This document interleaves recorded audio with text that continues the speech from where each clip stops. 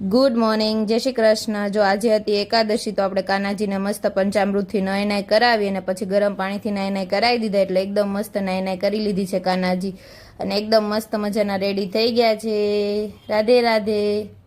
કાનજીને દૂધું પાઈ લીધું એટલે યારમાં તો અમારું પેટ કે અમારો ખાડો પણ ફિનિશ થઈ ગયો, તો અમારા માટે મસ્ત મજાના ગરમા ગરમ ભજીયા બનતા હતા, અહીંયા સબ્જી બનતી હતી ને હું તો પોજ મારતી હતી। જેઠાણી બા ભજીયા મૂકવાની તૈયારી ચાલુ કરી દીધી અને હું તળતી હતી, તો તૈયાર છે ગરમા ગરમ ભજીયા।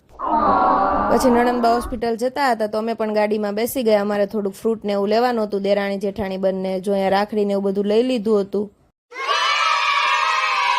રાખડી લઈએ તો પેંડા તો લેવા જ પડે, પેંડા લેવા પહોંચી ગયા ને પછી ફ્રૂટ લેવાનું ચાલુ કરી દીધું હતું ને ઘરે જવા માટે નીકળી ગયા। જો ઘરે પહોંચી ગયા અમે લોકો અને કપડાં સકેલવાનું કામ ઉપાડી લીધું।